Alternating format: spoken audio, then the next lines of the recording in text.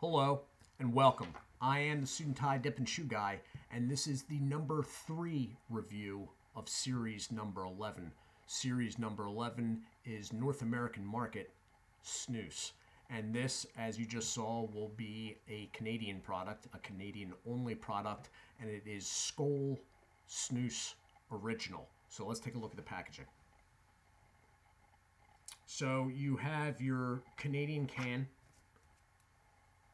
with the white warning label going around. All right, up top is in English and down bottom is in French, basically. You have the smaller Skoal sign and can design, or lid design rather, in the middle. Up top in yellow, gold, or bronze, if you will, is the fact that it is smokeless tobacco pouches. And it says it twice, obviously, because it's once in French as well.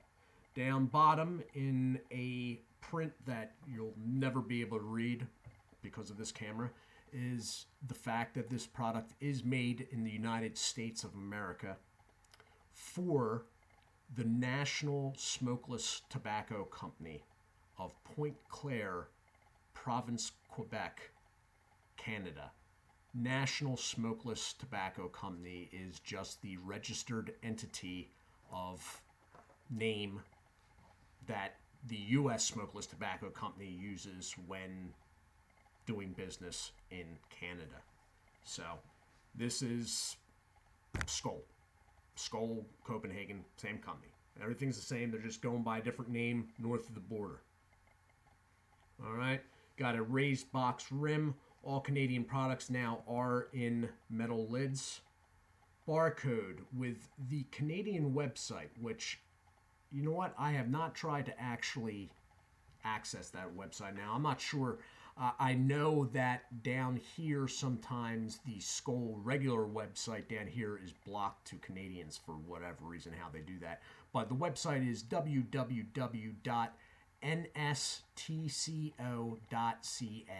for Canada. All right. Then you have the French warning label, branding, the ridiculously cool tobacco tax stamp, and the English branding. And then we're back around to the barcode. Now, they do have Best Buy made one dates on the back of these. It's a BB /MA, and then they'll have the, what I'm guessing is the week and the year after that. This product was sent to me quite a while ago, so technically it is out of date, but it is snus, and I went one beyond the fridge and freezer kept it. So I am not expecting any problem. If for some reason the product looks so different that it's not right, Dirty Pat Walsh, who is to thank for this review, Dirty Pat Walsh, please let me know in the comments section if something's not looking right with this to you. So I'm not really worried about it. Only thing is, it is banging around in there awful hard, and I'm hoping that it is fully thawed. That's the only thing that could catch this up. So I'm going to open it up. Well, I'm past that now, but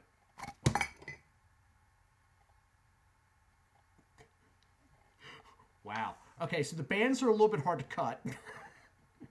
I can't even. What the heck? Okay, so they've done basically. What is going on with this?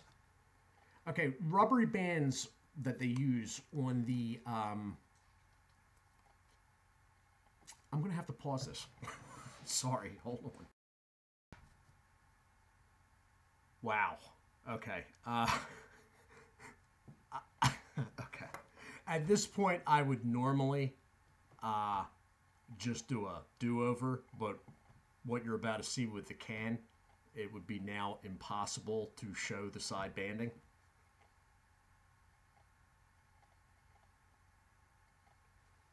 If it looks like I chewed through the side banding, that's because I was very close to actually having to. That only thing I can think is that 2 months in a deep freeze did something to the rubbery band. It was ridiculous. Oh my God. All right, look at this. Not saving that tax stamp. Holy crap. Okay, so.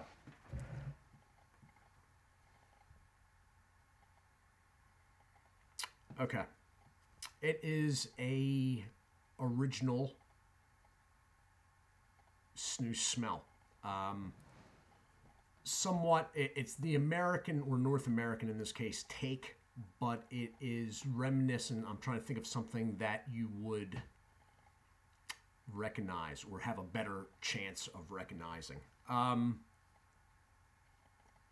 Camel Robust. If anybody has had that, that's somewhat what this smells like. Now, I don't know if it tastes like yet, but it's along those lines, or the regular Marlboro product from years ago.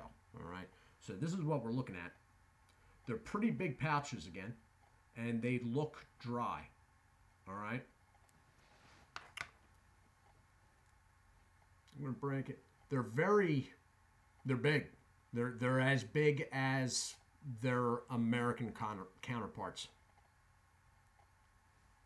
They're dry to the touch, and they are dry like their American counterparts when pressed to the lip. So I'm going to put one of these in, and then I'm going to hit pause again because I don't know. I'm going to maybe have to do a little thinking about this.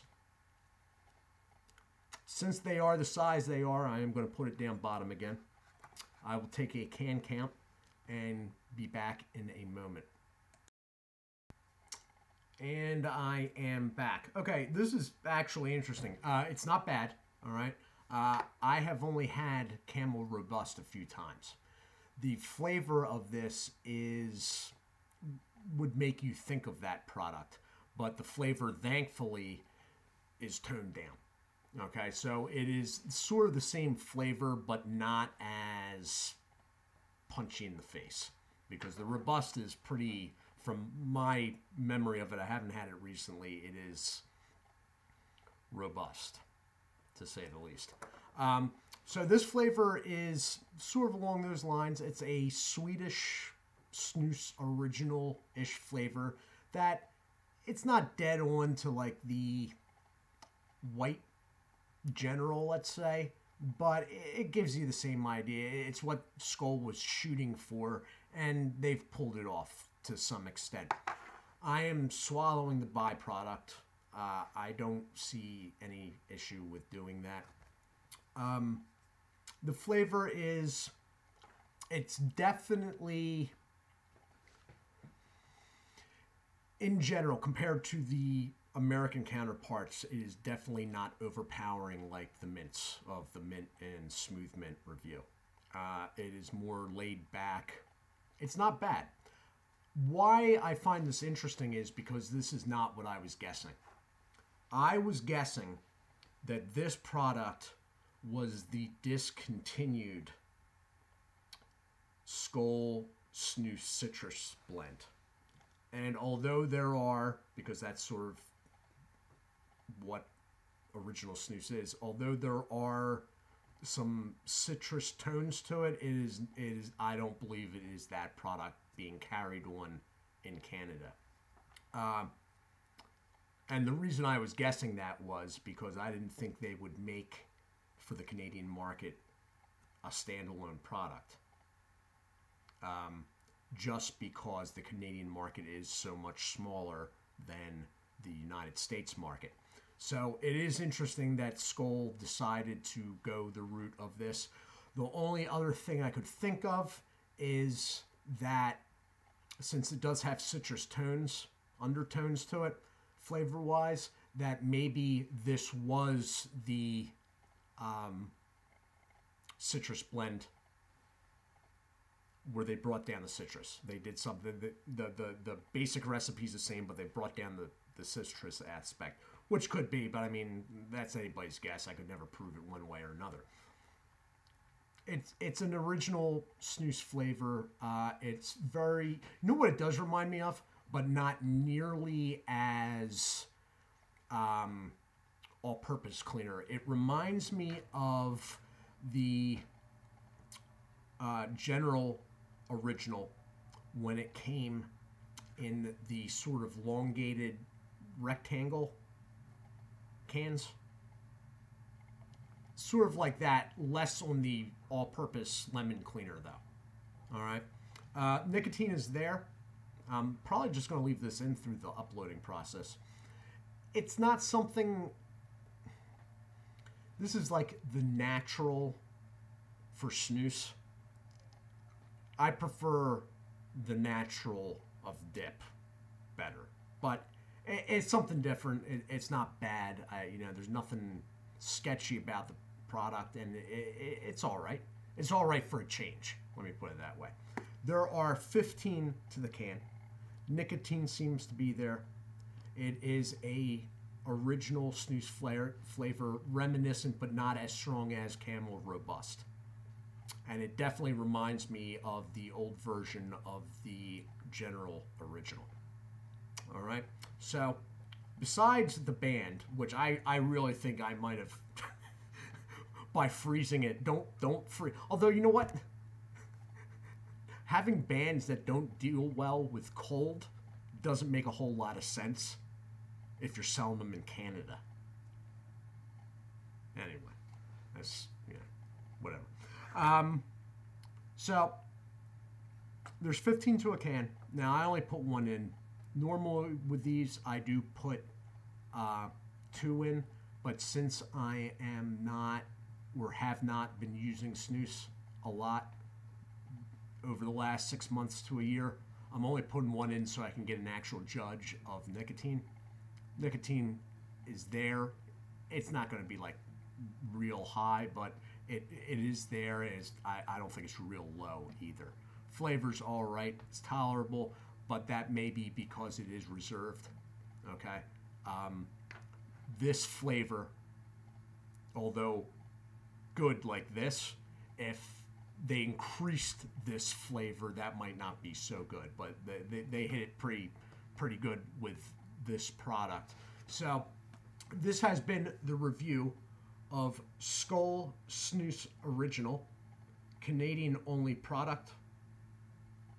I am the Suit&Tie Dip&ChewGuy. I would like to say hello again to Wade Robertson. I'm sure, sir, that I got you at some point in the past videos. I had you checked off a list, but just in case. Also, do check out Berg's Dip Reviews, which has been active. Winnington Outdoors, which has been active. Dirty Pat Walsh, which is always active and is to thank for this review. Wayside Lee 83, who is trying to get his last subscriber in so he can hit 400. So if anybody can help him out with that, that'd be great.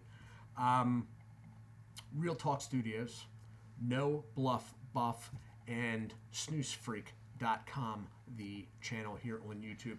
I do hope you all are well. Do take care of yourselves, and as always, God bless.